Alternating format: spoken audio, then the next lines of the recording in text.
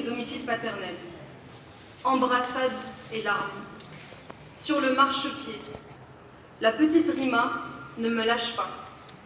S'accroche, sanglote, hurle. Le conducteur attend un moment, puis s'impatiente et décide de partir. Je m'installe sur un fauteuil, bouleversée. C'est mon amie Saada qui, assise à côté de moi, essaye de me calmer. Un commencement, extrait du récit de ma mère quand elle est arrivée en France. Je n'ai pas encore la carte de séjour, mais j'ai les récépissés qui m'autorisent à travailler. Objectif emploi m'oriente vers des stages de remise à niveau. Je m'y inscris avec Amal et Ying Yang, qui étaient ingénieurs en électricité en Chine. Autour du café-cigarette, nos relations amicales et cosmopolites se renforcent. Nous sommes prises en charge par Alain, pour le français, et une deuxième personne va nous diriger vers des emplois. Grâce à mes premières rémunérations, je peux envoyer des petits colis à mes enfants, des vêtements, des chaussures, des jouets, parfois un peu d'argent glissé dans une carte postale. Édouard Saïd disait de l'exil qu'il est terrible à vivre pour les humains que nous sommes. C'est le fossé inguérissable qui se creuse entre un être humain et son lieu d'origine, entre le moi et ma patrie. Sa tristesse essentielle ne peut jamais être surmontée. Et s'il est vrai que la littérature et l'histoire contiennent des épisodes historiques, héroïques, romantiques, glorieux, voire triomphants de la vie d'un exilé, ce ne sont là que des efforts destinés à surmonter le chagrin paralysant de l'éloignement. Fuir un lieu est toujours un éloignement de soi. Cette souffrance de ceux qui perdent une partie d'eux-mêmes sur les routes qu'ils traversent est réelle. Je suis de cela. Je ne mesure pas toujours très bien ce que mon parcours représente, ni même ce que je suis pleinement dans tout ce mélange de culture et de langue. Mais je sais d'où je viens et je sais où je suis. Je fais partie de ceux qui ne viennent pas de la France, mais qui appartiennent à la France.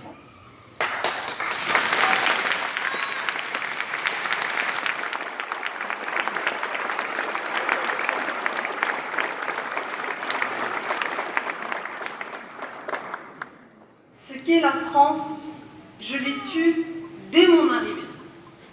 Il y a eu cette France de l'accueil et il y a eu cette France du rejet. Cette France du rejet qui m'a fait entendre le mot bougnoul avant même que je ne connaisse sa signification. Et cette France de l'accueil qui nous a ouvert ses bras et ses portes. Cette France silencieuse et généreuse. Cette France des petites gens, celle des héros du quotidien. Nous parlions avec nos cœurs à défaut de pouvoir parler la même langue. Nous avons dans nos foyers fait société. Ces hommes et ces femmes qui nous ont tendu la main sans jamais prétendre nous sauver. Ceux qui m'ont regardé droit dans l'âme comme leur égal. Nous avons reçu, nous avons donné. Cette France qui a accueilli, il ne faut pas qu'elle s'oublie. Nous avons échoué. Nous avons échoué dans une crise de l'accueil qui n'est pas une crise de la migration. Non, nous ne sommes pas submergés. L'Europe se barricade face à un ennemi imaginaire, le migrant. L'Europe se barricade face à une peur irrationnelle, l'autre et sa différence. Les migrants internationaux représentent environ 3,5% de la population mondiale et ces données changent peu.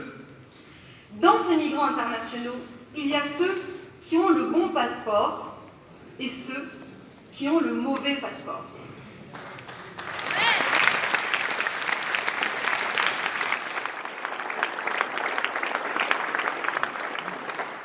Il y a ceux dont la migration ne sera jamais un sujet politique. La première réalité de migration, c'est celle des déplacés internes, ceux qui ne quitteront jamais leur pays. Parmi ceux qui quittent leur pays, les réfugiés, 85% d'entre eux vivent dans des pays voisins de leur pays d'origine.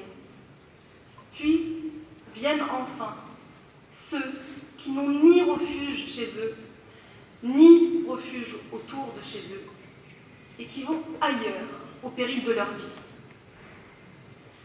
63 000 personnes sont mortes sur les routes migratoires depuis 2014. 30 000 personnes sont mortes en Méditerranée depuis 2014. Nous ne voulons pas d'une politique migratoire qui tue, mais d'un accueil qui sauve.